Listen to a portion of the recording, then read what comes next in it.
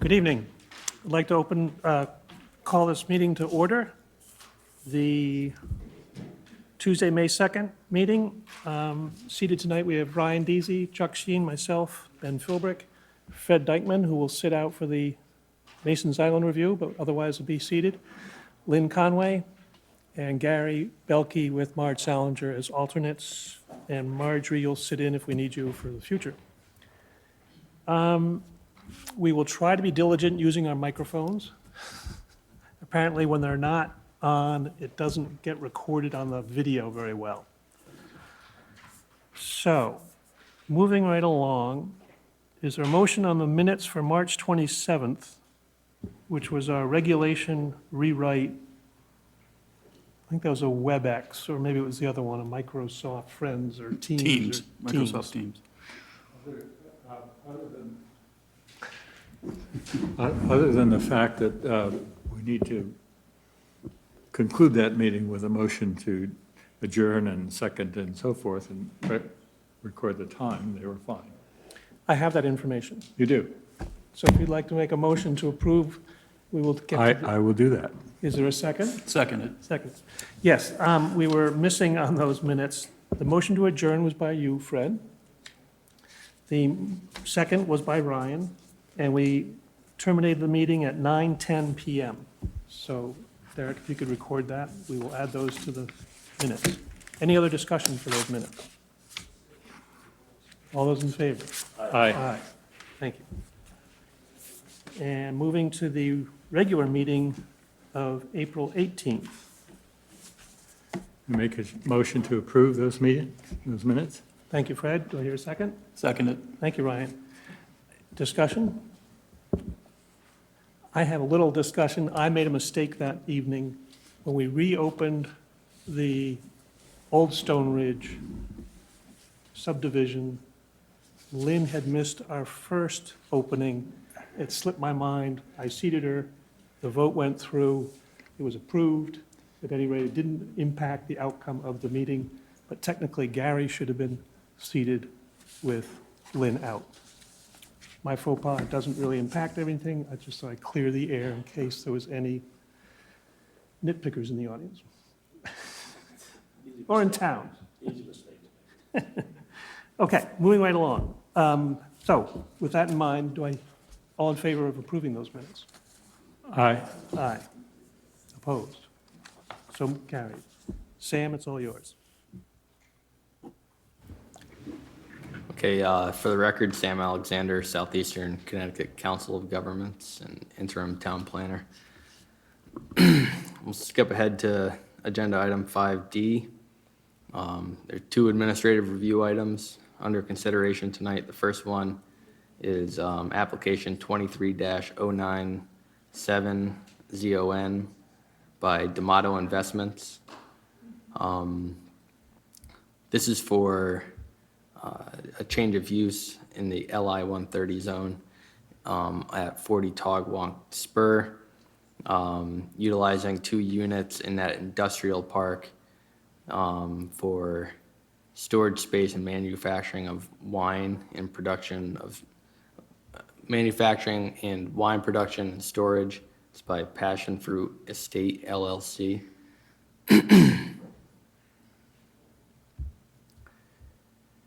So the applicant in this case would be doing all wine bottling and packaging in an open kind of floor plan area that would also have sales. And this is a company that is in town. It's on Benjamin Stanton Road. There are no floor drains in this space. The applicant is not proposing to do any tastings or anything like that. And this is a permitted use as long as the use is under 10,000 square feet, which this one is. Commission might also recall that a similar change of use was approved in 2012 for Real McCoy Spirit Shop. There are no tastings involved with this, correct? There are no tastings. They would need separate permission from the state for that. And you did say sales? Yeah, that's, Yep. I thought that was a special permit, so.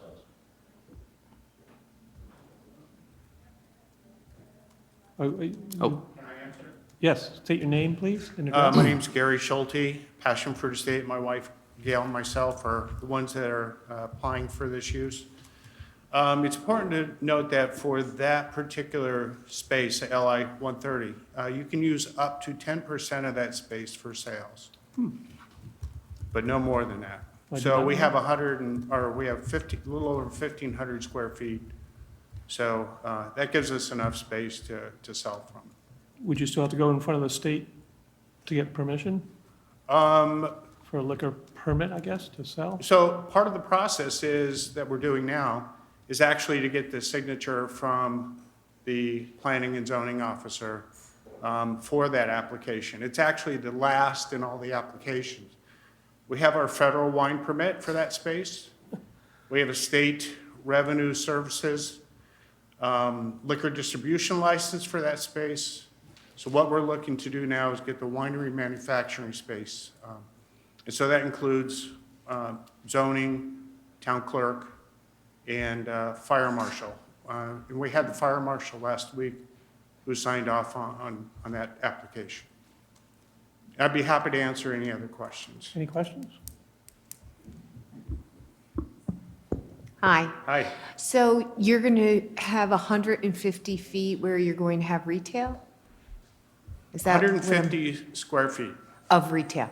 of And, probably not even. We won't go over that, that's for sure. uh-huh.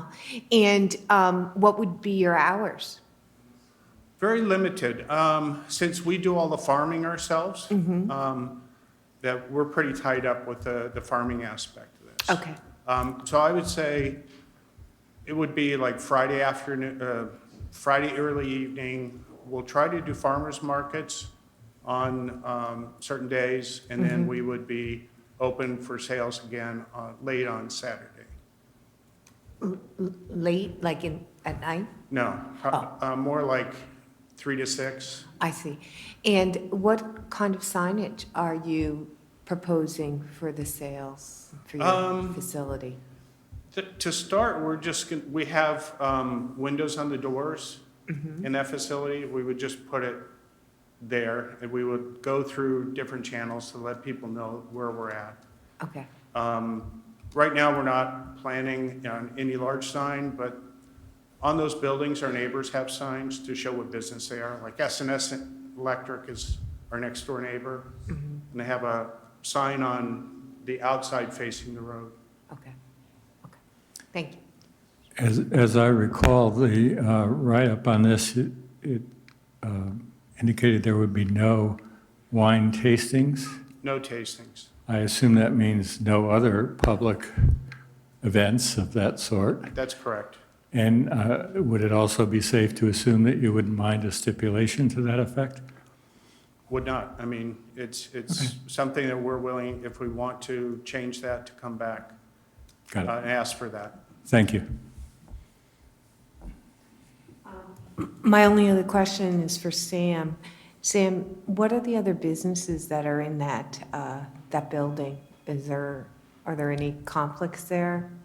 in the one containing those units 30 and 31. I'm not aware, no. Do you know why you mentioned the electric? Yeah, so they have a double unit on the east side of us, and the next neighbors are PC Restorations, or I think, or Recovery or Restoration. It's a company that's like Servpro, and they have at least 2 units, if not 3. And then at the very end, the other end are telecom company, as far as I understand, telecom companies, because there are large towers right there at the end of that building and also another building up a little bit higher from us. Thank you. Any other questions? Just one quick question, Mr. Chairman. You're gonna bottle wine here. Are the bottles, do they come sterilized, or do you have to actually wash them before you? They come sterilized. So they're fired and then boxed, and then we just take them straight out of the box and bottle. Okay, so there's no bottle washing of any sort? No, the only other thing that we're looking at for the future is There's a strong push that we would be involved in to reuse bottles, but that would be a different model in the sense that bottles go back to a company that does the washing and sanitizing and move it back out to us. The obvious question is the wastewater associated with that would have to be approved by the WPCA. Absolutely. There are issues associated with that, pre-treatment, things of that nature that you'd actually have to get another approval for. Yes. Just be mindful of that. Thank you. That's my own questions, Chair. Thank you. Do I hear a motion on this? Mr. Chairman, I'd like to make a motion to approve the application with the stipulation that Fred had noted on, I think it was no public events at the location. Is that correct? Thank you, Ryan. Do I hear- Yeah, Thank and I you. think he said tastings as well. Yeah, they had said no so public events or tastings. All those in favor? Aye. Aye.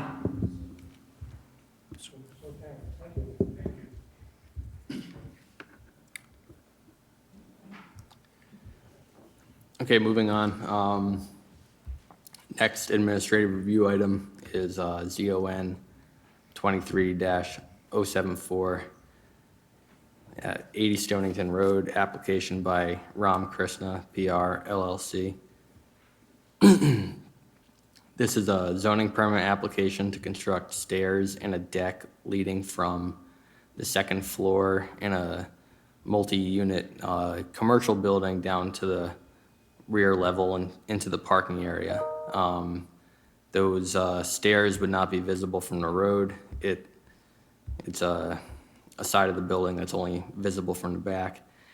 This is the multi-unit, multi-tenant building across from Big Y on Route 1. Building officials reviewed this application as well as the fire marshal. It's just the one set of stairs, right, Sam? It's only one set of stairs with a landing, approximately 11 feet high. Thank you. Any questions for Sam on this? No, I guess it's surprising that there's an apartment there without access to the outside. You know, it would seem that the fire marshal had something to say about that, Wondering that, yeah. so. Yeah, as I understand it, a few of the upstairs units are only accessible from the inside, and this would just be more convenient, so. I'm not sure anybody's living up there. Second? I'm not sure anybody's living up there. And mostly other businesses and yoga. Storage, yeah, probably. I Yep. didn't know there were apartments up there. I don't think there are, No. Oh, that's what I'm saying. oh. Then the point of this is? Anyway, do I hear a motion on this? Mr. Chairman, I make a motion to approve the application as submitted. Thank you, Ryan. Do I hear a second? Second. Thank you, Chuck. Discussion? All those in favor? Aye. Aye. Aye. Aye.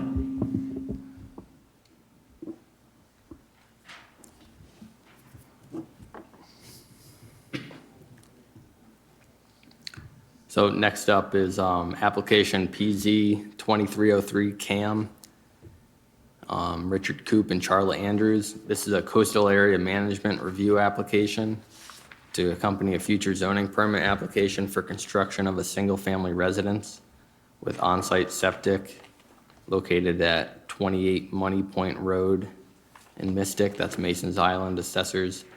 Map 180, Block 2, Lot 31. It's in the RA 20 zone. This application has been on the agenda for another number of months. Most recently, the applicants addressed both staff and deep comments that had them removing a patio that was partially in the RC 130 zone. In that zone, as the commission knows, there's a non-infringement area from any tidal wetland. I'm sorry, the RC 120 zone. There's a non-infringement area, and having the patio in that zoning district would impede on the non-infringement area.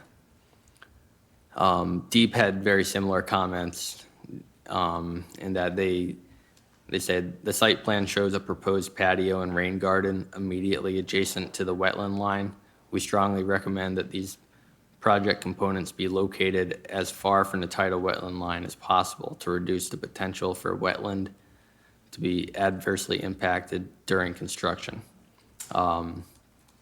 That deep letter, it references a rain garden. There is a rain garden also pretty close to the tidal wetland that is proposed by the applicant to remain where it is.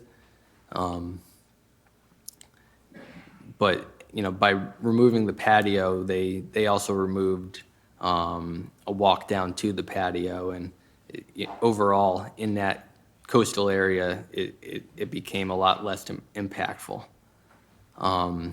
In my staff report, there's graphics showing before and after. It's important for the commission to note that in 2016, there was a CAM approval for this same property. This current application is very similar to that 2016 approval. But overall, I would say that the current application is less impactful in that it has less impervious area, and it also includes less terracing and regrading.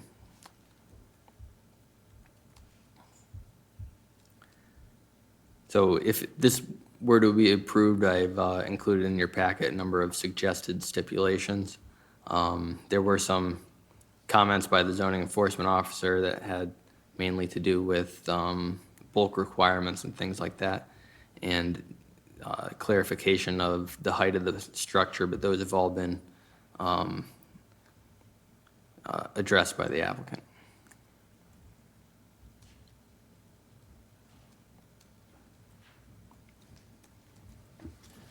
Is anybody from, represented here from the applicant? You're recusing yourself? Yes. Thank you. Good evening. Hi, Susan Marquardt, professional engineer with Lorero Engineering. Do you want me to put the plans up on the screen, or? Please. Okay. Okay. All right. Thank you, Frank. So as Sam mentioned, the property is located at 28 Money Point Road on Mason's Island. The plan you have up on the screen is the one that was approved in 2016 for a CAM application. There was also 2 variances that were granted for the front setback and rear rear and side. Just want to make sure. The front yard setback from 30 feet to 20 feet and the rear from 40 to 30 feet. So I just wanted to show you what was previously approved. And then I'm going to go to this is the application before you. So the house is in very similar location, and septic system, there is a patio behind the house and a rain garden, but as you can see, it's less terracing behind the house. There's less grading, so it's not as impactful toward the wetlands as the original approved CAM application. This will be for a new 3-bedroom house. The driveway, instead of being coming in at the end of the house, now comes in at the front, so that's less impervious area, and that allowed us to do less grading closer to the wetlands. The original CAM application did have a stone trench that was approved for the roof leader. So in going along with that, we do show a rain garden, which will have the roof leader from the house go to the rain garden.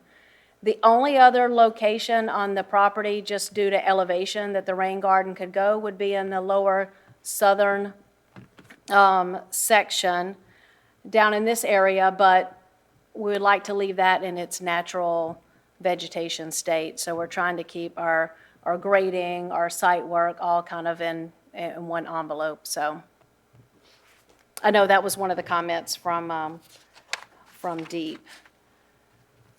Let's see. So yeah, the DEP comments had to do with the lower patio, which has been removed from the plan, along with the walk and the wall that was going down to that lower patio. And then the other comment was about the rain garden, but it is still in the same location as it was. The town engineer had comments, and they were noted, nothing that we needed to revise for that. Flood management consultant determined the development is acceptable, no comments were needed. We did receive Ledge Light Health District approval.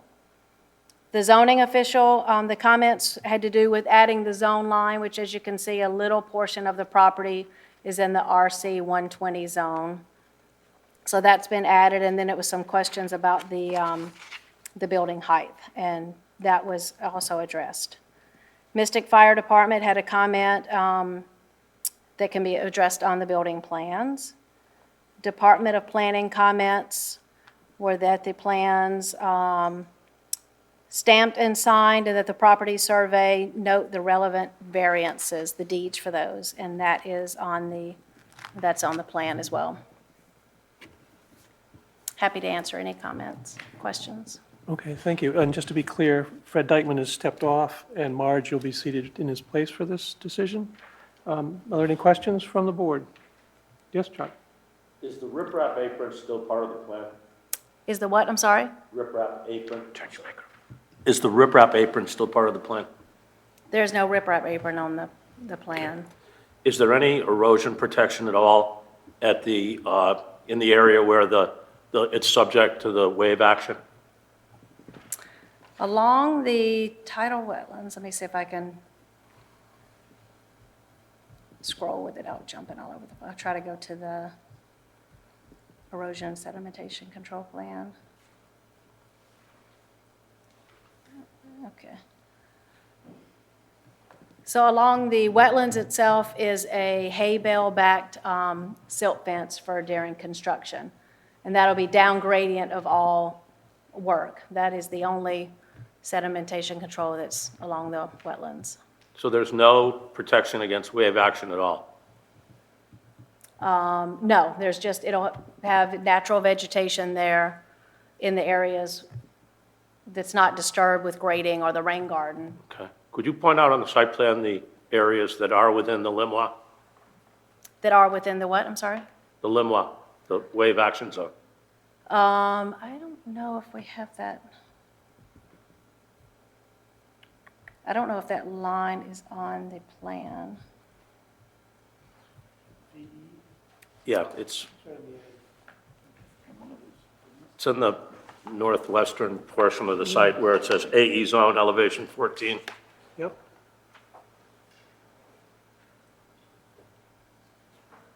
Yeah, I don't think that's shown on the survey. Whoops, that line. The flood zone is this line here. Yep. And you said it matches with that line? Yeah, we don't have that And shown there's- on there. Your opinion as an engineer, you don't need to have any erosion protection in, it's a high hazard area that Well, it's not in the, FEMA has assessed that it's a high hazard area for wave action. it's not in the VE zone. It's just in the AE zone. Right. But So that I'm- affects a portion of the site. AE 11, and then most of the site is above. a But it's good portion is immediately above the adjacent 11. to the house. Right.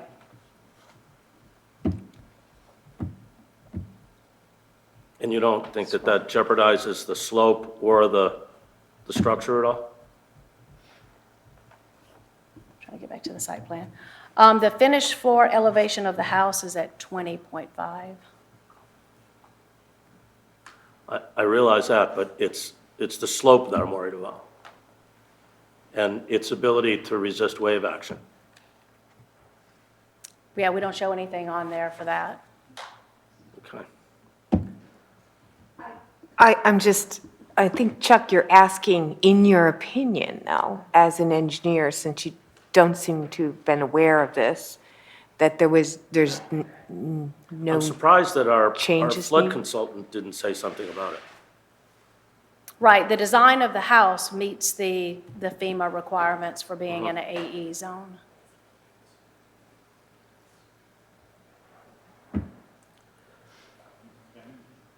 I think it's an oversight. I think the slope should be protected somehow. The earlier design had the riprap apron and I think had some boulder protection also, which I thought was prudent. This is the previous plan. There was It no was, correct. There was no riprap on there.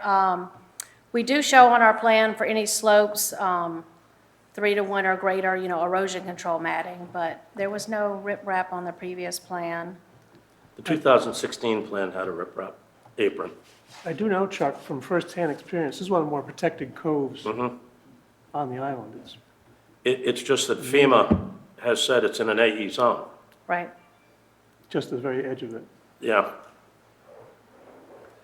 Okay, I guess I'll defer to the FEMA consultant who didn't pick it up, but I do think that something should be done there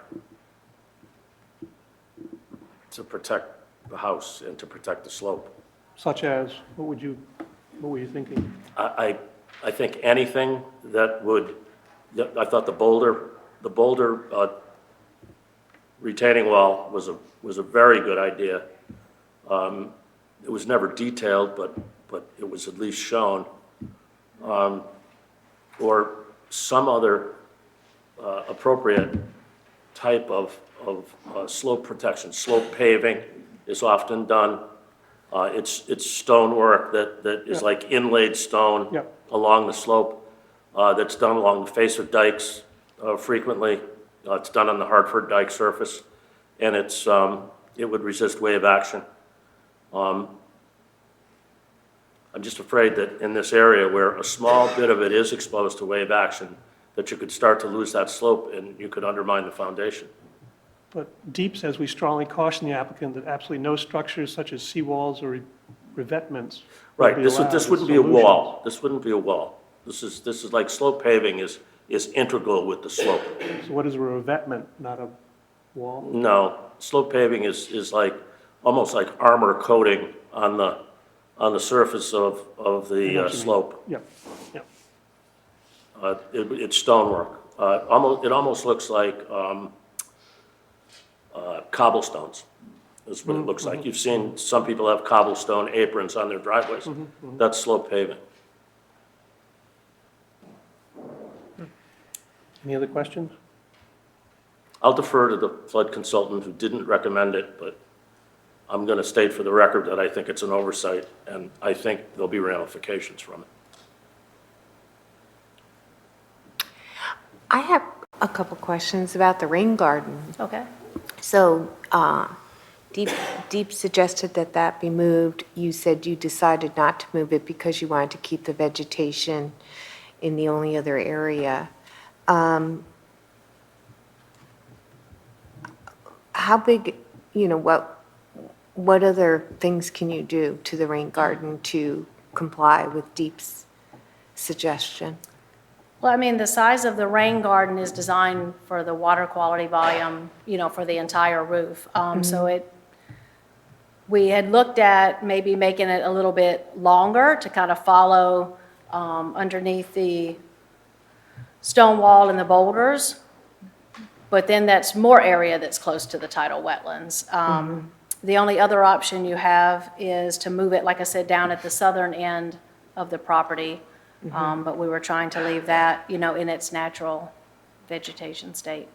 So it's kind of a trade-off between the wetlands and leaving it in the natural vegetation state. Right, and it's not, in the tidal wetlands or anything, it's just Right. right next to it. And Right. even if we go down in the southern part of the property, just to get the elevations you need and so forth, it's going to be down near the, it's going to be kind of in this area here as well. And what is the vegetation in that area?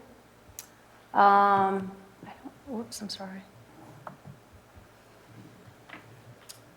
I don't know all the vegetation of that area, but I know it's a nice underbrush, trees, and it's just kind of to be just left natural.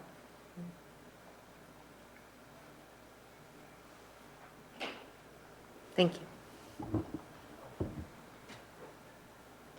Are you all right with the zoning enforcement officer's suggestions? Yes. You're okay with them? Any other questions? Any motion or further discussion? Mr. Chairman, I make a motion to approve the application as submitted with the 5 recommended stipulations attached to the report. I can read the stipulations out if required.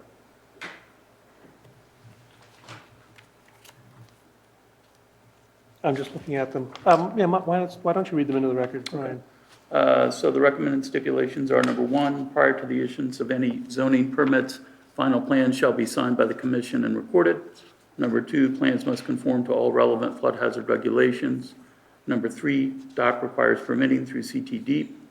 Number 4, applicant to provide post-construction certification of rain garden by a licensed professional engineer. And number 5, erosion and sediment control plan to be revised to show hay bale-backed silt fence to be A, extended along the northerly property line to Money Point Road, and B, extended downslope of southerly temporary construction entrance to Money Point Road. Thank you, Ryan. Is there a second?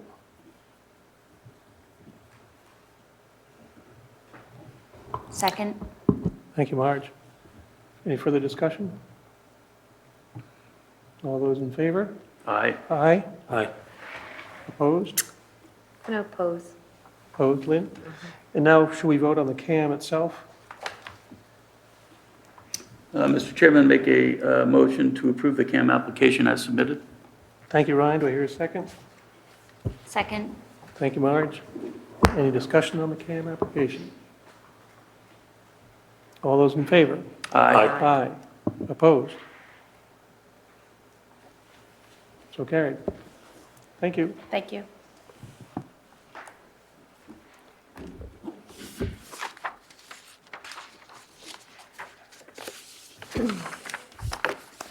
I guess we move right on to the public, microphone is on to the public hearing. Lynn, Okay. do you have your pink sheet? Sure. Alrighty. Pursuant to the general statutes of the state of Connecticut revision of 1958 and all amendments thereto, and pursuant to the zoning regulations for the town of Stonington, Connecticut, the Planning and Zoning Commission hereby gives notice that it will hold a public hearing at the Stonington Board of Education District Office, 40 Field Street, Pawcatuck, Connecticut, on Tuesday, May 2nd at 7 p.m. on the following applications. The first, PZ 2305ZC, Paul and Sharin, Cerullo, Maple Lawn Farm.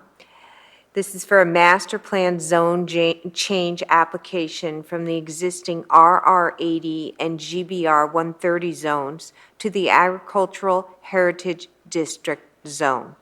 The proposed master plan seeks to create a campus for food, education, and events. Properties located at 343 Wheeler Road and Wheeler Road, Stonington. Assessors map 94, block 1, lot 4, map 85, block 1, lot 4, zones RR 80 and GBR 130. Thank you, Lynn. Seated this evening for our public hearing are Ryan Deasy, Chuck Sheehan, myself, Ben Philbrick, Fred Dykman, Lynn Conway. There is a sign-up sheet, I believe, by the doorway for those who would like to speak later on in the process. First, we'll hear from the applicant, and if it's all right with the applicant, we'll probably have some questions by the board. We'll move into public input, in favor, opposed, general comments, rebuttal by the applicant if necessary, staff input, and further board questions at that time. So,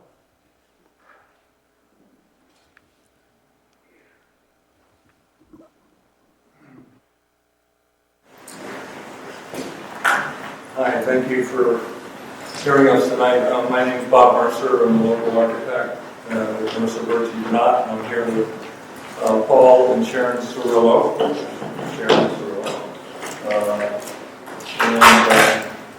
as Lynn read, that we are hoping to get approvals to have this farm at 343 Wheeler Road go from an RR80 zone to the agricultural heritage district format. And we have a slide projector, call this like a PowerPoint almost, video that will show you some more details about the farm. We're not expecting approvals or denials tonight. This is, we feel, is the first step in introducing you to what this farm is all about. It's been... Oh, there you go. I could hear myself.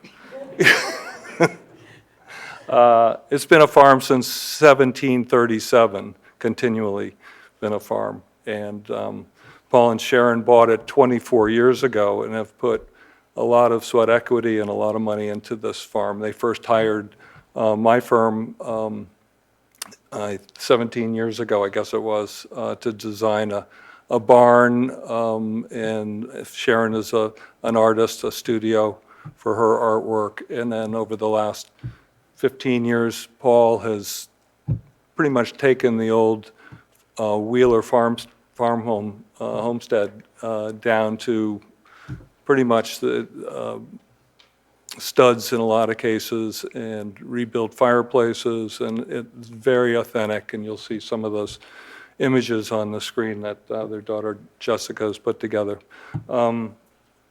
So a couple of things that there's a whole bunch of checklists that we have to go through in order to get this approval. And for the people who are listening, it's very similar to Stone Acres, what they did, the Simmons family, the Stone Acres, and what the Valenti family did with Firefly off of Pequot Trail. One of the hurdles, and that's one of the reasons we're not doing all the check boxes. We've worked with Mr. Alexander about what needs to be done in order to finish our application, is get over one of the hurdles is that the land has to be contiguous. It has to be at least 35 acres. Well, Wheeler Road cuts through 20 acres on one side, on the eastern side, and 15 plus on the western side. And but in the defense of the farm and our application is, we feel that this road was imposed on that farm that was started in 1737 because there was no road there until the town put one in 1901. I believe it's 01. 1901. And the other question I had, and I called up Jay Dempsey, who's a local surveyor. Walking away from the mic for a second. We're working with a 1986 survey that was done by Caesar and Bentley. This land over here with all the wetlands that was flagged was in 1986.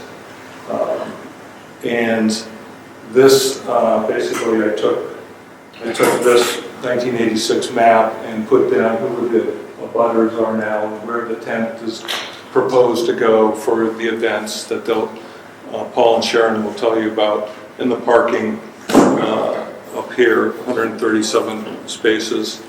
But this is the property in question, and here's Wheeler Road that cuts through it. So once we get past the hurdle that we don't have a problem with the fact that this road goes through it, then we will go on and get the traffic study done and check all the boxes that need to be done. But Paul has met with the fire marshal, I believe, and the police department about it, and he can tell you a little bit about that and introduce Jessica. Go ahead, Paul. Yeah. Thank you for hearing us this evening.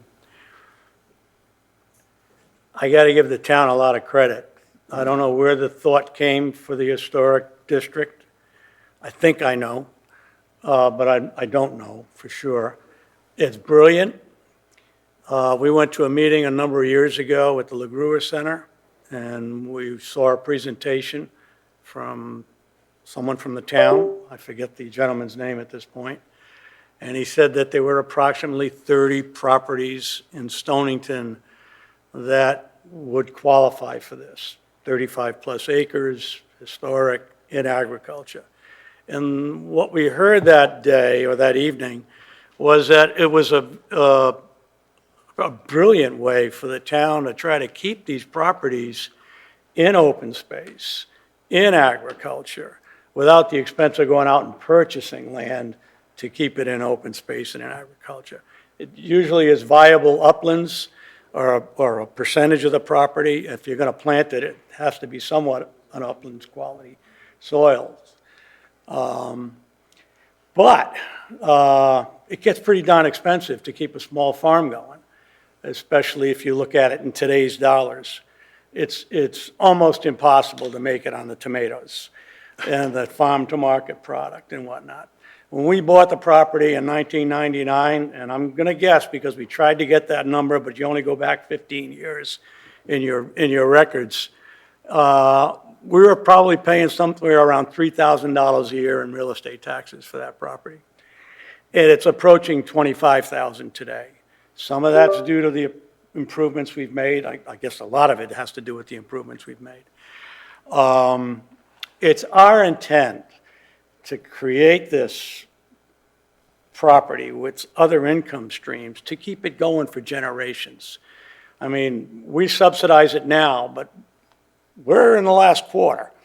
Our children and our grandchildren are not in the last quarter. And they've agreed to want to keep this property going forward, but it has to support itself. And again, I compliment the town in coming up with a strategy to keep these small properties going. I think we're the third property that's signed up for this. If I'm mistaken, just tell me that.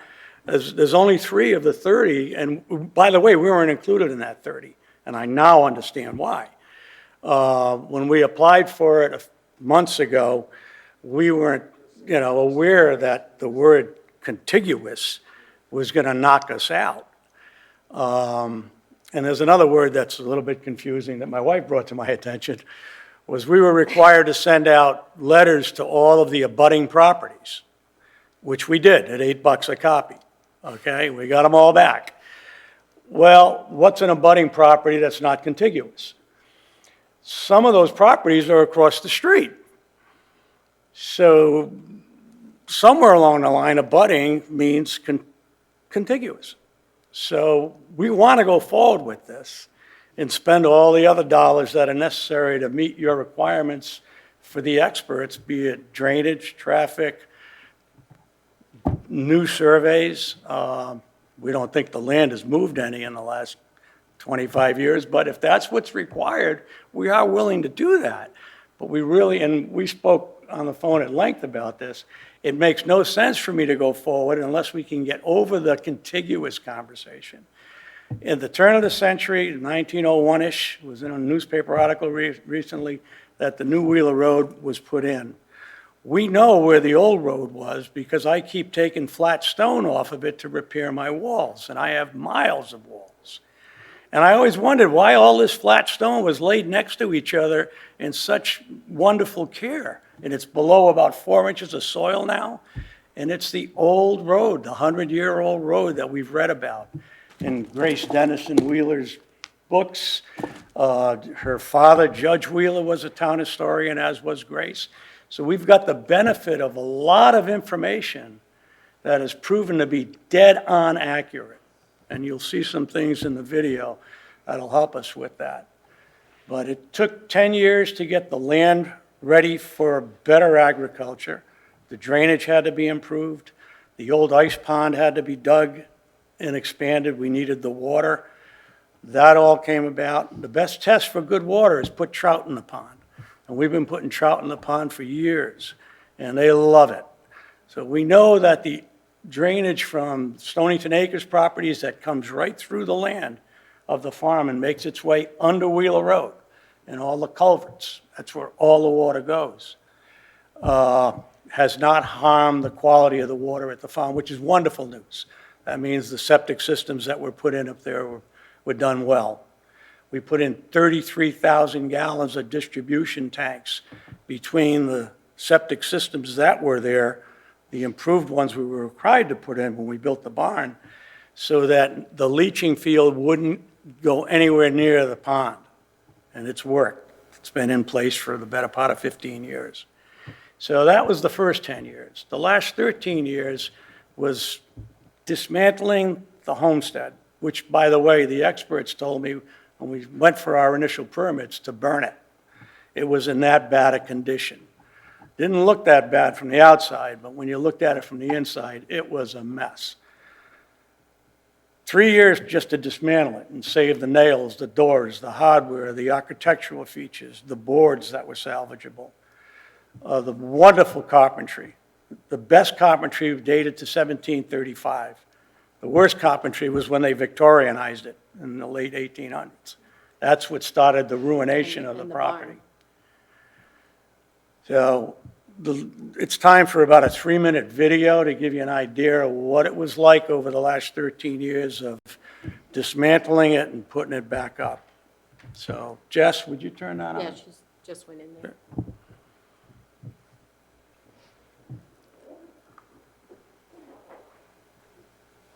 These are very recent.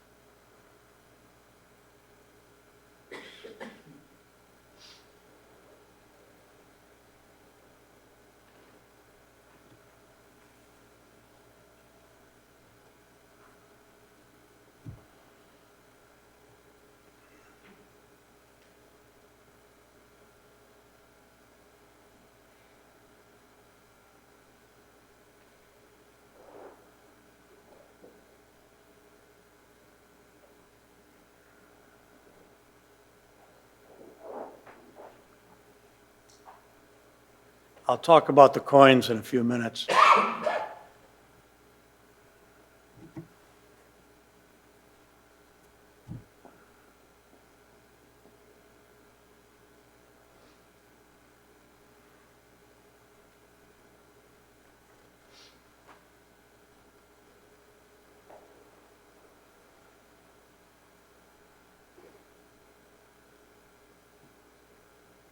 That's the old road, which is on the other side of the structure.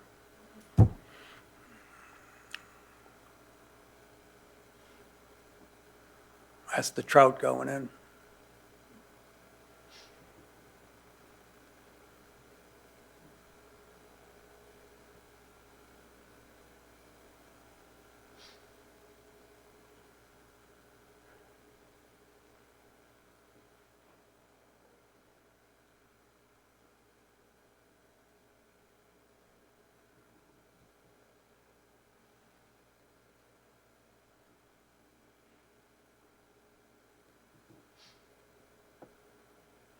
You can see the amount of hardwoods that are surrounding that. The house sits approximately in the center of 150 acres of hardwoods. 90 of those acres were set aside for when they built Stonington Acres. And it literally is a horseshoe of land that starts at one end of Wheeler Road to the south and horseshoes all the way around to the north and meets up with Wheeler Road again at either end of the farm on the west side of the road. That locks in about 10 acres of my fields, in addition to 15 acres of hardwoods. So there's, The original 600 acres of the farm included Stonington acres. One of the previous owners sold that off. Excuse me, can you use the microphone? Excuse me, would you be able to use the microphone when you? Sure. Thank you. Yeah, I said, Thank you. the original 600-plus acres was part of the farm. One of the previous owners sold off 2 Stonington acres. They started the project, and then the husband died, so they sold it off. And at that time, I believe, is when the the 90 acres. 90 acres was set aside that surrounds the current farm as open space that cannot be built on.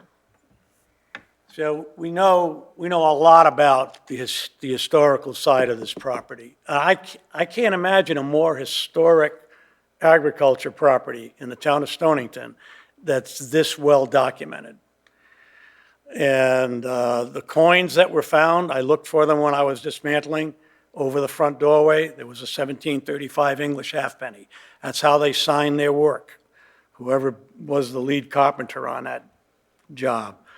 In 1787, when they made it a 3-story colonial, there was a Irish halfpenny underneath a beautiful dining room cabinet that was in the southwest corner of the building. When I took that out to completely rebuild it, because back then the outside of the house was the back of the closet. Was the back of the cabinet. Those 5-quarter chestnut, 24-inch wide boards was the back of the kitchen, the dining room closet. That penny was found right underneath the construction of this 1787 cabinet. So he was an Irishman. It was an Irish halfpenny. You found the toll road. The toll token I found, and in the book it talked about it being a toll road, the old King's Highway system that King George required the colonists to build in the late 1600s and early 1700s. That too is in the documents, in the number of books that were written about it. That has the Minuteman on it, which is the Minuteman at the top of the Boston State House in Boston, Massachusetts. And that predates the 1735 coin and the like. The labyrinth is designed after an Italian labyrinth that dates to the Roman era. It was my daughter Jessica's idea.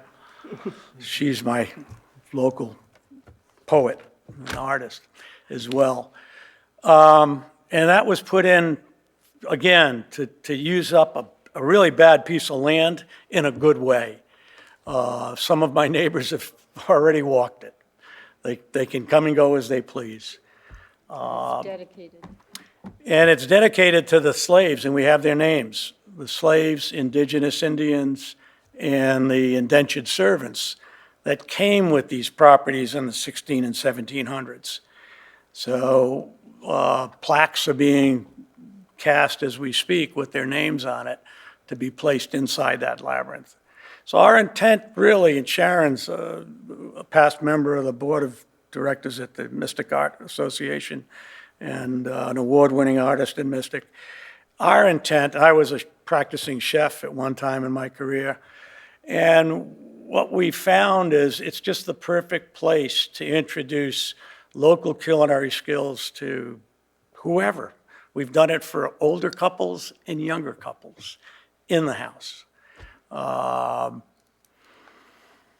For us to be sitting here saying we're getting knocked out of the blocks because of the word contiguous, when at the same time we were required to send letters to abutting properties, Which are across the street. which are across the street. Which contiguous. So either contiguous is abutting or not, so we're confused by that. And maybe it was by mistake that ended up in the document, but for me to go out and spend another $20,000 on getting ready for this without us getting through that, knowing what our intent is to keep this magnificent property going. I invite anyone who wants to tour that 5,000 square foot, 4-story structure. Give me a call.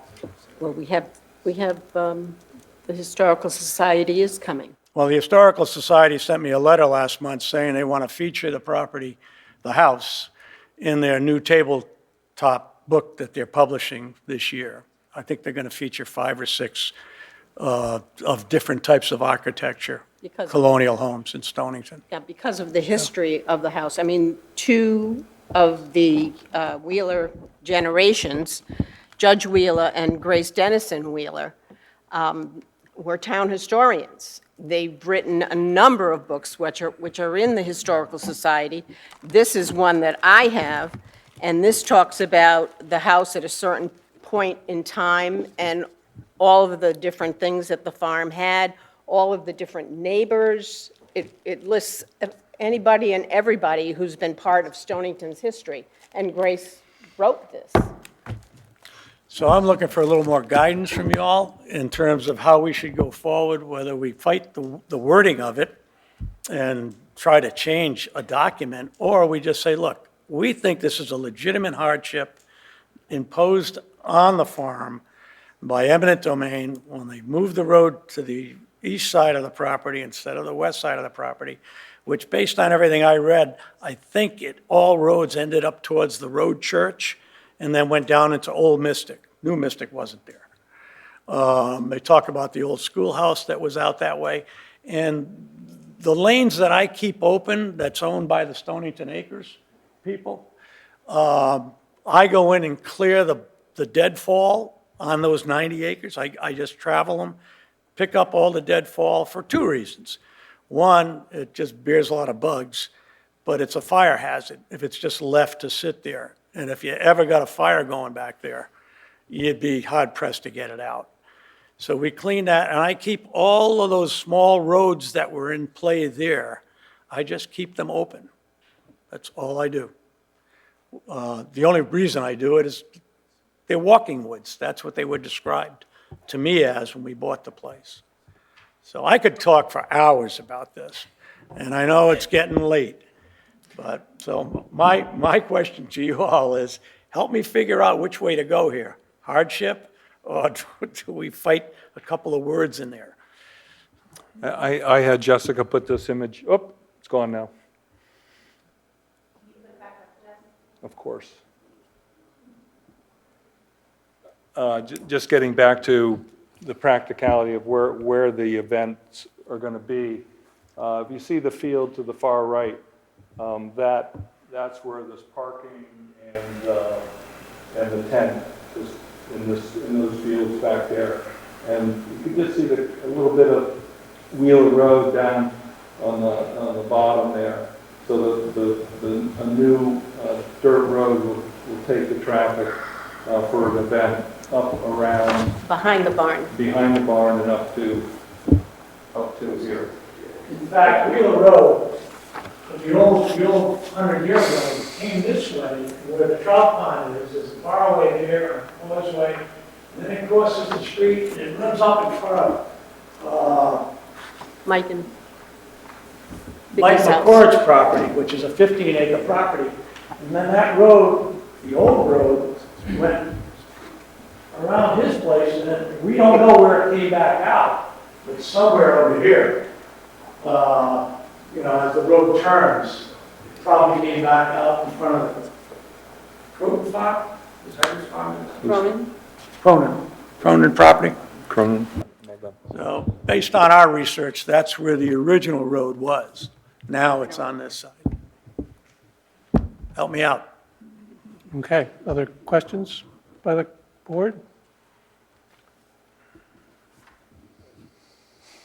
Mr. Chairman, I think that, this is a very interesting presentation, and I mean, kudos on some wonderful work, really. That is a very impressive presentation. I don't know, based on reading the town attorney's review memorandum, that the application has any standing.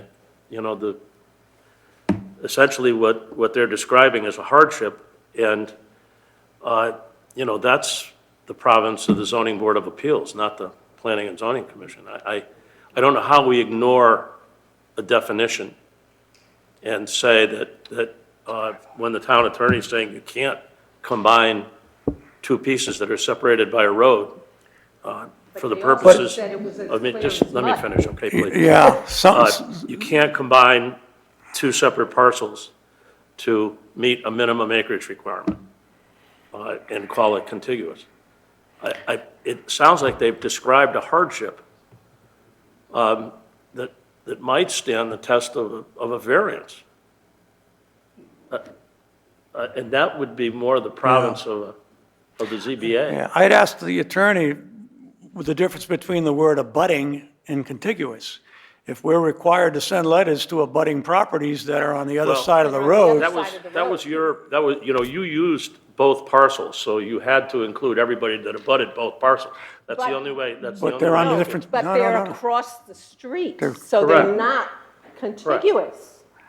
That's why that's exactly what. According to your definition, this is what we don't understand. It is confusing. And actually, the neighbor that is across the street said to me, the neighbor that's across the street was the one that said to me, why did I get if contiguous is the word that we're looking for a definition of, why did I get a letter? Because I'm across the street. I don't abut you. If Well, they the abut the road is 15 the acres, right? definition. Include that property, You so have to therefore it's include an that abutting property. property owner, so therefore they have to be notified. I don't think that's confusing at all. Right. I think this, if you're looking for a hardship, the place for it is to argue that, and I almost think you have a hardship. It's related to the land. It's related to the. It clearly related to the land. The road was an eminent domain action. All of those things might prove to be a bona fide hardship to the zoning board of appeals. So start there is what you're saying? So we'll put in an application to ZBA, get that checked off, and then come back here, and you'd be good with that variance? Either that or a text change to the zoning regulation, which would permit you to combine two parcels that are separated by a road. That's what the town attorney's saying. So, I don't think there's any way for us to get around that, other than a variance or a text change. And I think you've described very eloquently a hardship. But I don't think you have any standing because of the word contiguous, which Yeah. is very clear. And I don't think a variance would do it. I don't think that we're obliged to ignore the requirements because ZBA issues a variance. We've made that mistake before, and it's come around to bite us. And so I think the only hope here is to change the regulation. And how do you go about doing that? Beg pardon? Just We're rewriting them. write it up and work with the, The project, we have a project to rewrite the regulations, and then they would have to go forward into a town vote. So, I think that there's this spirit of why that word is there. And I think it was to prevent perhaps a farm that had 10 acres, then, another 10 acres on the other side of town, and then, to make up. I think that was the spirit of the reason it was there. And I personally feel that this doesn't meet that spirit at all. It's cross street. But I do understand what's being said here. And, we are rewriting the regs, I'm not guaranteeing, but this would be one of those things that we would want to look at very carefully and say, is there a better way to word it, still keeping the spirit of what was originally intended with the word contiguous, Candy might Palmer also- does, Candy Palmer, our zoning enforcement officer, does say, or other arrangements satisfactory to the commission, end quote.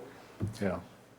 So But I guess the question would more then be what. confusing on our part. Yeah, on our part and legally for the town, if we said, If, okay. if we were to change the regulations, it would help to know how many other farm properties have this problem. And it's not at all unusual in New England and upstate New York and a few other places to have a road running right between the house and the barn.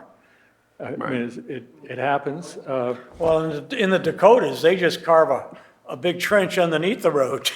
And that's how they handle it when they put Route 80 through. Yeah, so it might help to know, if you can get that information, how many other properties in town might benefit by a change in regulations. It'd have to be fairly specifically drawn so that Lynn's example of 10 acres here and 10 on the other side of town doesn't work into it. The patchwork quilt doesn't. Right, Yeah, yeah. but it's not at all uncommon in farming communities to see a road run through the property, and frankly, designed that way because you wanted to get Goods to market. And, materials in and out of the barn and that sort of thing, so. Yeah, you could have knocked me over with a feather when Yeah. they said contiguous So- means. Would it make sense to perhaps engage the town attorney also to find out what language would changes, from contiguous would make sense to fit a situation like theirs? To say, okay, here we have a perfect example of what should we think in the intent of the, that.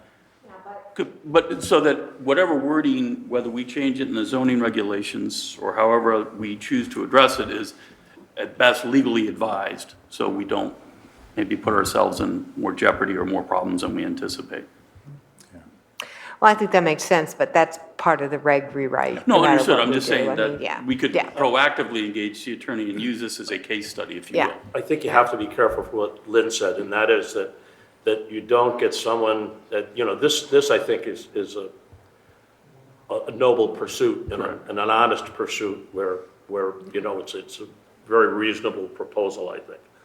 But you could get someone with a bifurcated proposal that takes advantage of language. And I'd want to make sure that if we go with language, that we do consult with the town attorney. And I agree with what you said, Fred. The variance may not be, now that I've offered it, may not be the cleanest solution. And the text change probably would be the cleanest solution to it as opposed to the exception.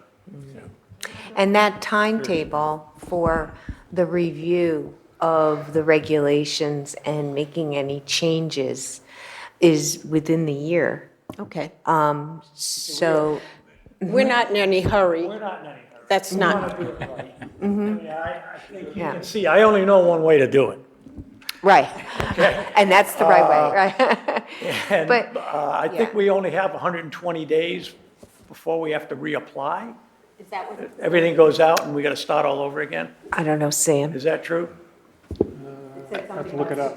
You wouldn't need to reapply until they've addressed that language issue. So if you reapplied when the new draft of the regulations are issued, that would be the smartest thing to do.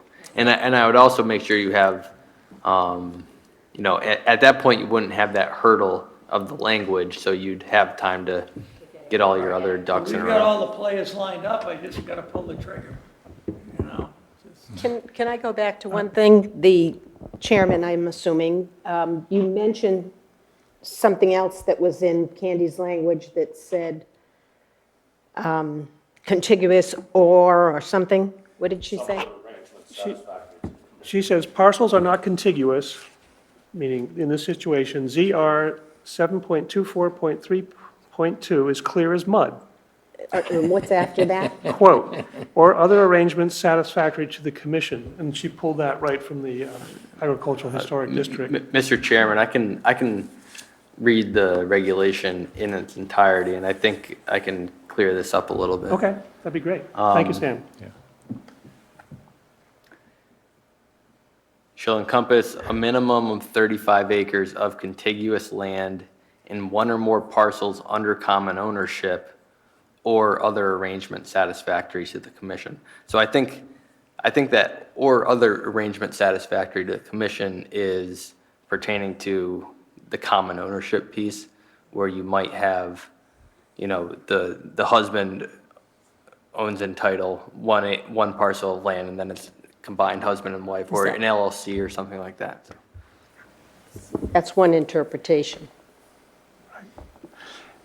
If I would like to keep the public hearing part moving. Are there more questions from the board, or can we open it up to the public comment section? Is that okay? Thank you. Thank you. Who owns the road of, is it Town Road? Town Road. Oh, that's interesting. pays taxes? Yeah, who owns the road? That's another question. Where are we? So at this point, I'd like to open up the public comment, those in favor, and I'll get their sheet.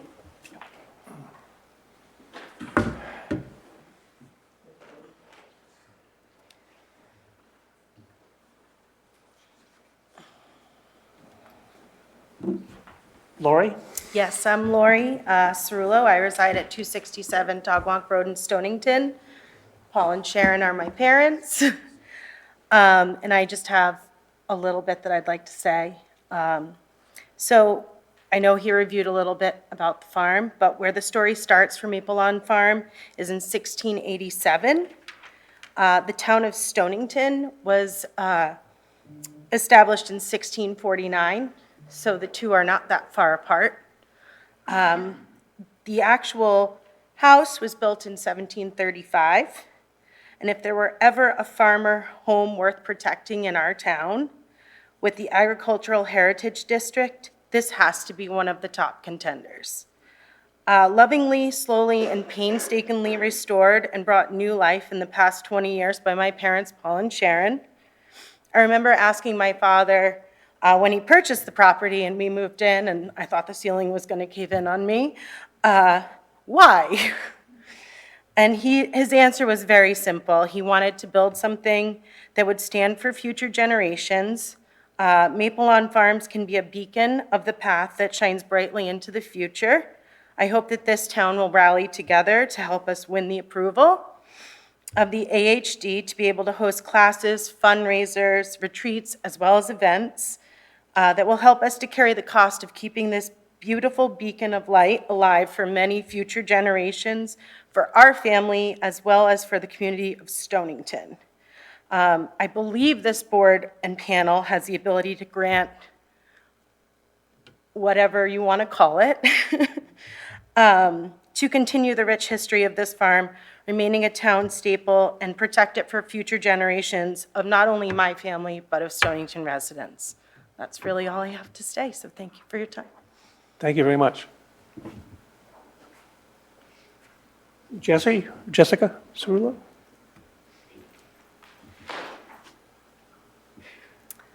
Hi, I'm Jessica Cerullo, and I live at 16 Cutler Street in Stonington. I want to thank you all for listening to the long stories about this property. And I just wanted to, we're talking about this word contiguous in a legal sense. I looked it up, and I know it means that it is about an unbroken sequence. And I wanted to speak to the unbroken sequence of farming and farmers and the relationships that are behind many of the pictures that we looked at earlier today, which is to say there are farms very nearby that Dudley Wheeler runs, and intergenerational farmers that come and work with my parents and the farm and use the land and trade their resources and their knowledge, and all of that is happening at this farm. And it would be a real shame if that land and that property couldn't continue in that way. It's a small community of people in this town who have land like we find at Wheeler Road. There's also I've had the experience many times of bringing people to that farm who are not from here. My job enables me to bring international artists to this region once a year. And we often are guests at their farm. And at that time, they come and they see it as a place they want to return to, and they see Stonington as a place they want to return to. So they're brought here for one reason, and it might be to visit that farm for a picnic. But then they come back. They come back year after year after year because of the hospitality and the space that you, Cerullos, have made for people who come here. And so I hope that this board that this committee can find a way to grant a hardship, if it's a hardship, or change language, if it's changing language, which it would enable these acres, which I think are 25 on one side and of the road and 10 on the other, and you need 35.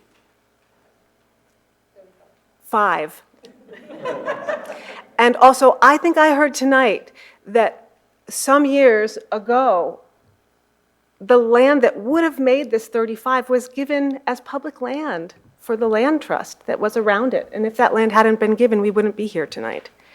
So these are things that I think we need to step back over time and look at why we're in this situation. And I hope that you can step back and see that and make a decision to support Sharon and Paul, my folks. Thank you. Thank you very much.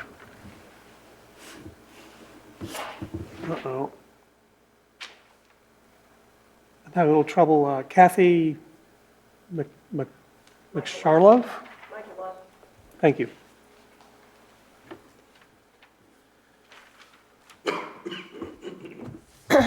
So I'm here to talk about Wheeler Road, and I appreciate all the fine work that Paul and Sharon have done to their farm on Wheeler Road. I am a realtor. My husband's been in the real estate business for over 45 years. He sold this farm 2 times. He sold it to the Cirillas. We also live on Wheeler Road in a Wheeler house that was built by Joshua Wheeler the Hunter. Joshua Wheeler the Hunter and the Wheeler family had resided in our house until the Michaeloffs bought it. We bought it in 1982, and we have family that has grown up there. We have family, 2 kids, we have grandchildren who come to the area to enjoy our property. My daughter has ridden with your daughter in Pony Club and horse shows over the years, so we know the Cirillas well. My son went to Cornell University, where Paul was there as a guest lecturer for Aramac, and my son, who was in hotel school, had listened to him, was very impressed. Come to find out that he lived on Wheeler Road. He's worked for his daughters in various restaurants in Groton. So we appreciate the Cirillas. We appreciate everything they've done. I think our biggest feeling about this is being on the road since 1982, which is longer than the Cirillas have been there. We've had a wonderful experience of bringing up 2 children. We've had horses, cats, dogs, fish, you name it, everything. We farm the over 30 acres across the way from our 12.6 acres where our little cape resides. And that has been farmed by us. It's been farmed by the Holdridges, whose family were related to the Wheelers, who farmed it prior to them. So the farmland has been there contiguously farmed as hay, as a product. It's all open acreage, which we're in farm tax to have our neighbor farm that for his cows, which he uses for the 4-H clubs. So I guess our biggest question, which has already been stated here, is about the contiguous acres of 35 acres. And we feel we're in a similar situation if we wanted to do such a thing. We have artifacts, we found wonderful things, we've tried to document things as well. We have 12.6 acres on one side. On the other side, we have about 30 acres. We're about 40 acres total. So with that said, with us also being a Wheeler house on Wheeler Road, maybe we put this road down years ago. We haven't documented as much. So the question there is, what does this do for future properties? What does this do for us? What does it do for somebody else on South Anguilla Road? What does it do for farms on Pequot Trail? You have to look at the overall picture. My husband's been in the real estate business. We've owned our own real estate office. We have sold waterfront properties. We have sold wonderful farm properties. The people who come to us come as buyers who want to keep the integrity of these farm properties, these historical homes, and have grown to love them and the history that goes along with them, as we have, as well as the Cirillas. So I understand all that. But Wheeler Road is a quiet road. Wheeler Road has been a quiet road for many years with residential houses on it. And with looking at what is proposed here, I just want to read that your agricultural heritage district, as intended to preserve the Stonington's cultural landscape, ensure the continuation of agricultural industry by creating opportunities for locally produced food, protect historic agricultural character. Again, you don't have a definition of historic. Is that a 1950s house? I mean, there should be some little details in some of the language here, because people will stretch this out, I know, as anything being in the real estate. Agricultural character and scenic resources maintain long-term viability and sustainability of farmland by permitting flexible economic use and provide an alternative to the undesirable conversion of agricultural lands to residential subdivisions. The letter that was presented with the application had discussed about this property potentially going into a 6, as they said, structure subdivision with no formal subdivision backing that up with wetlands, the setbacks, everything else involved in that. The language of the AHD talks about 5 additional structures, I believe, because I'm not as current with the language, I haven't read it enough times, if it's 12 people per one of those 5 structures. So as I said to my husband, who has been in the real estate business for 45 years and could not make it tonight with a bad head cold, that he apologizes for not coming. He's a little bit more articulate than I am. Does that mean townhouses? Does that mean condos? I mean, what does that clarify? It needs, you know, a little bit more language, a little more gumption to it. So it's the purpose of the AHD as far as what the agricultural use is as well. I think that this permit does talk by the Berkshire Hathaway broker who wrote this about 6 structures, rather than a subdivision of this with 5 structures. We're talking 1 structure. We're talking about the possibility of quote-unquote children going into the school systems, but with that you get tax dollars as well from real estate, as I know. So it's not a we're 1 structure off on this language. The bigger thing is the residential use of this road and how it's been used over the years and loved is that it's one of the nicest roads in Stonington. Al Harvey, Wheeler Road, Togwant Road are nice, quiet little roads. And they're sleepy roads, which have been discovered by a lot of bikers and a lot of people who walk their dogs and things like that. So they do appreciate it for that, rather than having a lot of cars and trucks and traffic more impacting the road with wedding venues and conferences of 200 people just seems to be a little bit of a stretch for an agricultural use. The land, I believe, is, and I could be wrong on this, on the house side of the road appears, from what I can see in a GIS map, of about 7 to 8 acres of cleared land. So the question is it all going to be parking lots of 137, 6 cars that are going to go in there? The golf course down the road from us doesn't even have that many cars that are parking slots in it. It's got less than that. So it seems like a very heavy use on what's being classified as a hardship of agricultural purposes.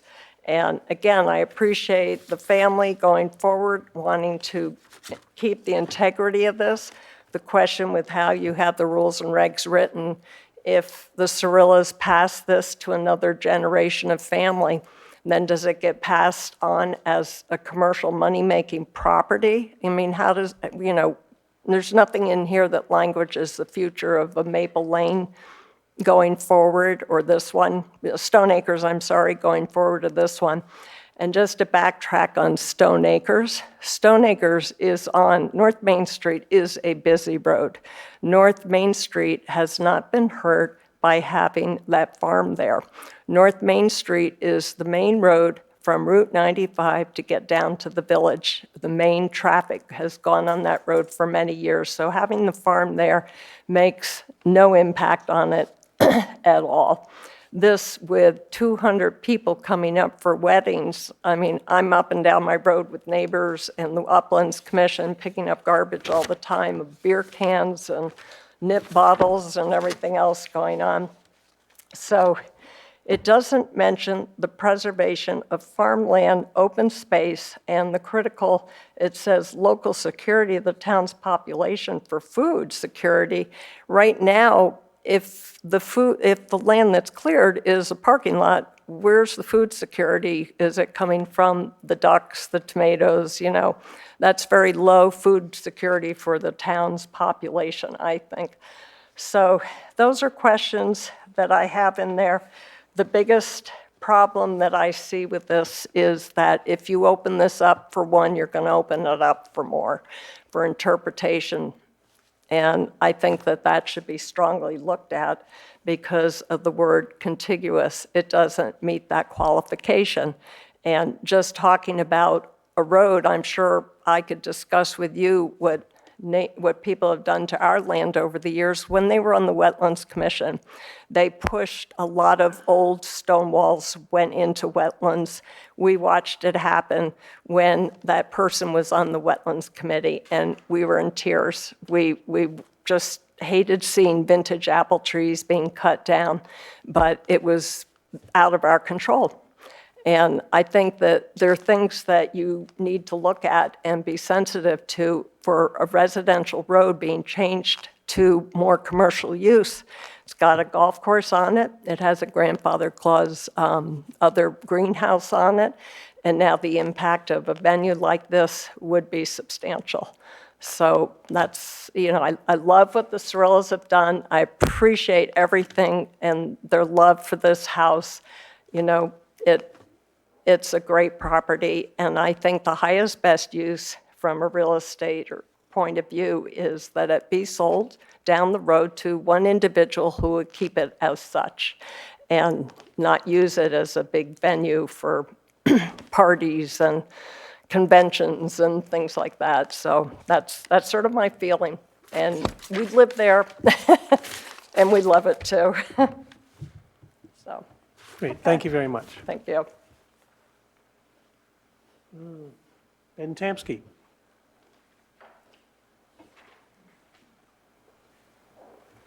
Thank you, Mr. Chairman.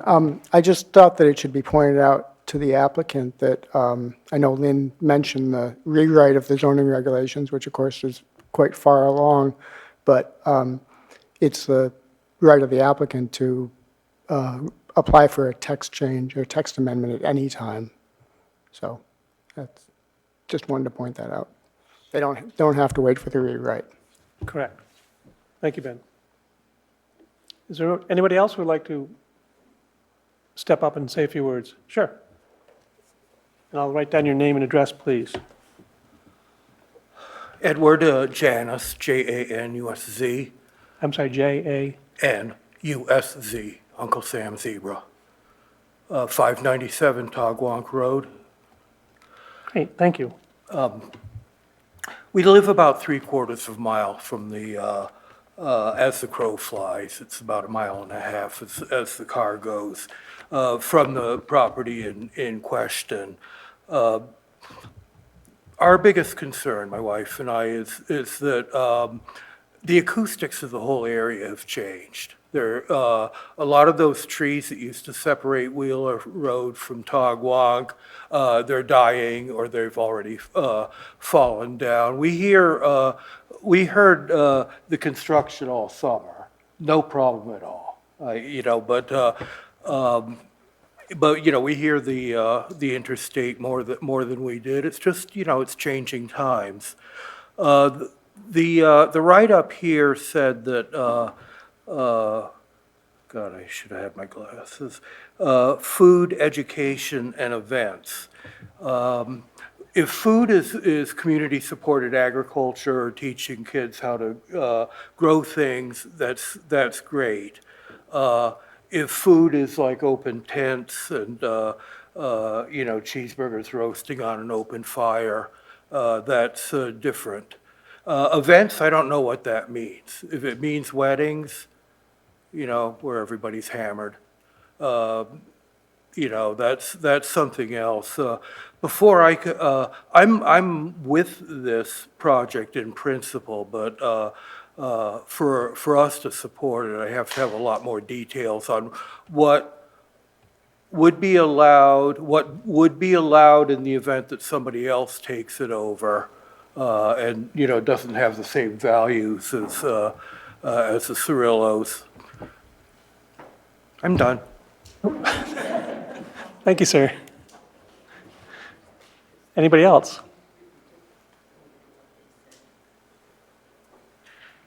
The Sorrells would like to have a rebuttal time, or are you okay with the comments? The actual application, do you have the actual application?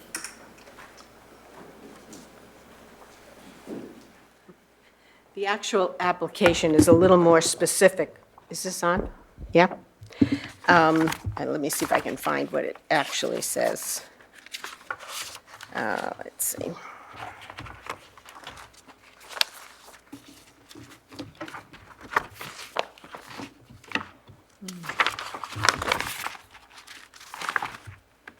I think we put in a usage, we were required to do a usage paper, but also, let's see if I schedule events. We don't have a schedule events because we don't know what is going to be asked of us.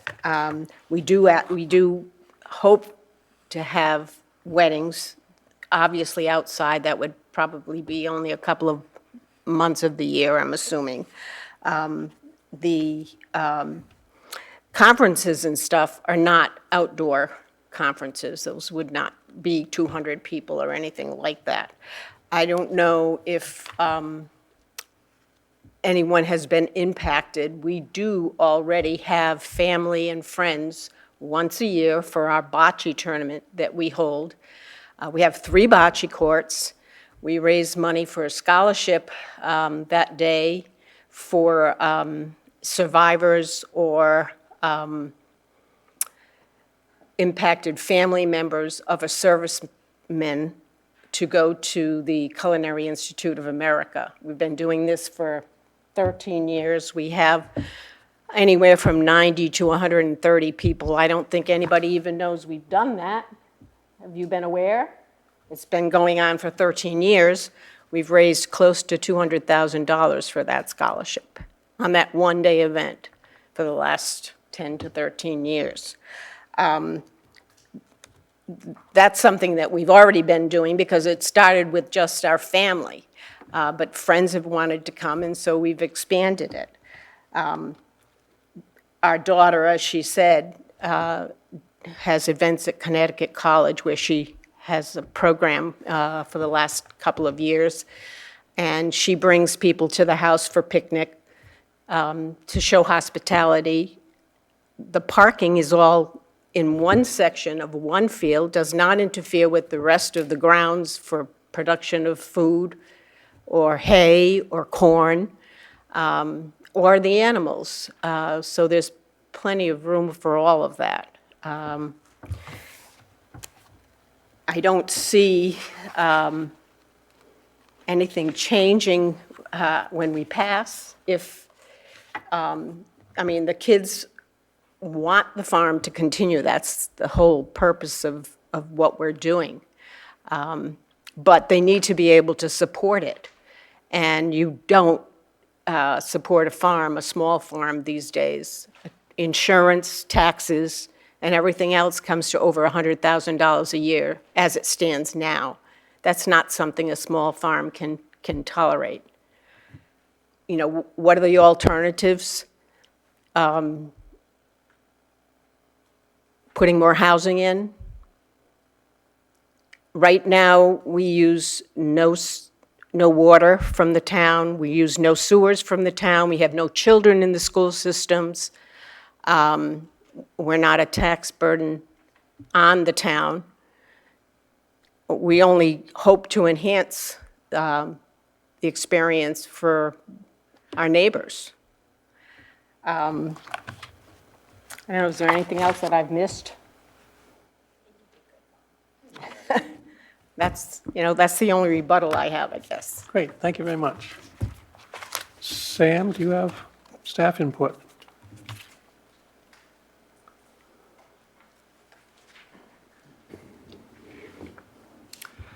I'll just note for the commission that I put a small, brief staff report into the file for this application.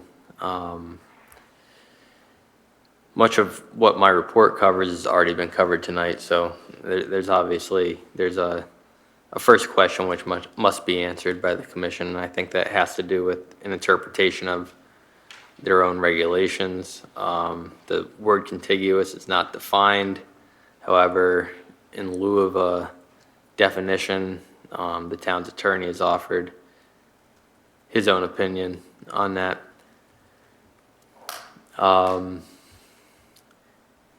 I've included a summary of responses from other boards and commissions and staff. And my report's very brief just because, at this point in time, it seems premature to go too much further.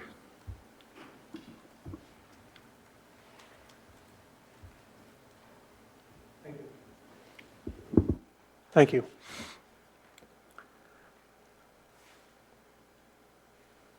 We have some discussion? Well, I think really what we've been asked today is just to weigh in on whether we think that the Planning and Zoning Commission, right, can define the term contiguous and whether it applies to this piece of property, not changing the property to the agricultural historic district, not reviewing all of the possible uses. That's for another time.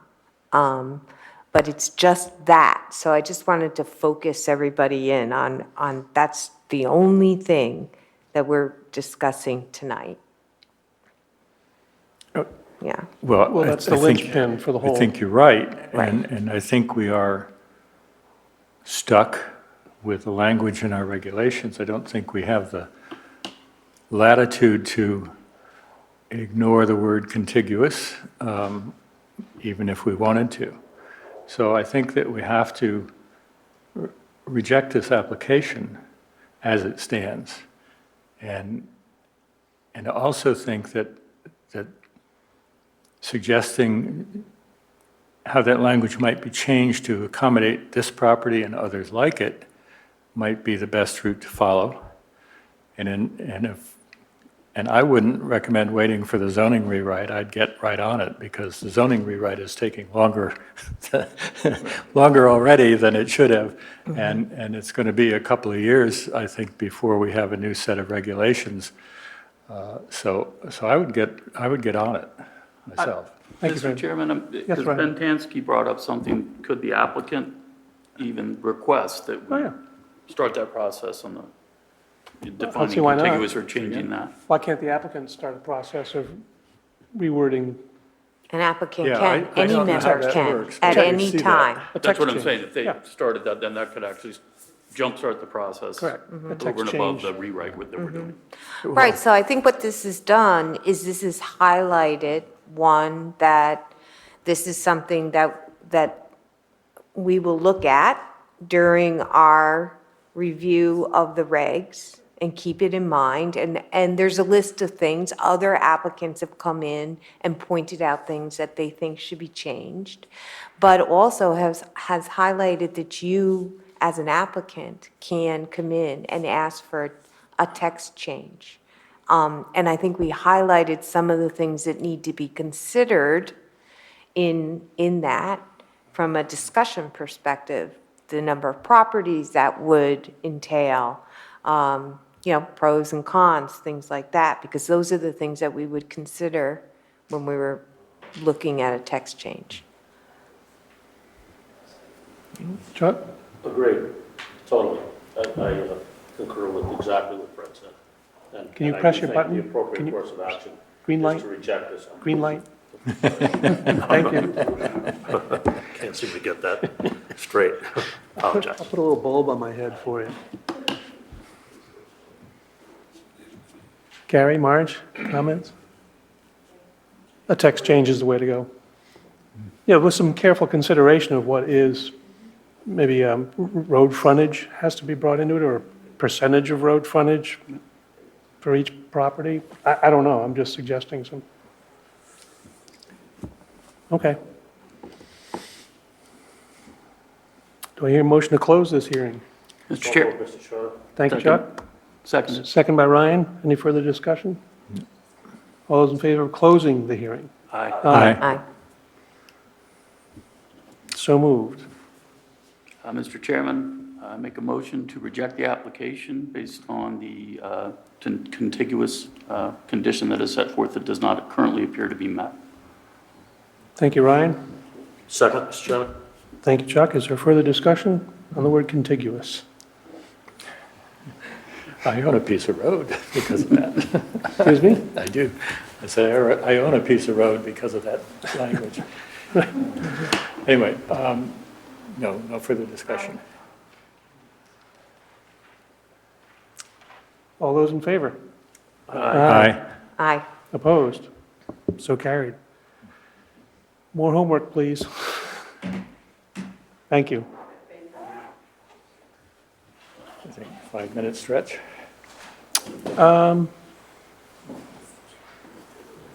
Let's just plow through this. I think it's just open and, You're going to whoop right through it, right? yeah. Okay. Yeah. Sergio? Or Lynn, would you like to read the next public hearing? Thank you.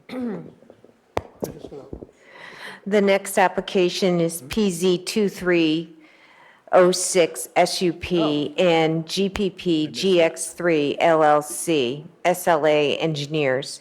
Special use and groundwater protection permit applications for construction of a new 30,000 square foot warehouse and retail building with accessory outside lumber and building materials storage, the associated landscaping and parking. Property located at 511 Liberty Street, Pawcatuck, Assessors Map 20, Block 2, Lot 4, Zone HI 60. Thank you, Lynn. Same ground rules as the previous one. We have Ryan Deasy sitting, Chuck Sheehan, myself, Ben Philbrick, Fred Dykman, and Lynn Conway. First, we'll, oh, by the way, there is a sign-up sheet up at the front of the door. We'll hear from the applicant, public input, rebuttal, staff input, board questions, and I have a feeling this one's going to be kept open. Yep. Sir- I was gonna Sam or say, Sergio, who wants to take the lead? Mr. Chairman, we had a late request from the applicant that this simply be continued to the next meeting. After opening it? Yep. Okay. Do I hear a motion to continue this? Thank you, Ryan. Do I hear a second? Second. Fred, thank you for the second. All those, any discussion on I'm continuing it? continuing this? No. All those in favor? Aye. Aye. Thank you. I make a motion to close. Thank you, Lynn. Do I hear a second? Second. Thank you, Fred. All those in favor of closing? Aye. Aye. Thank you very much, everybody. Okay. Meeting adjourned.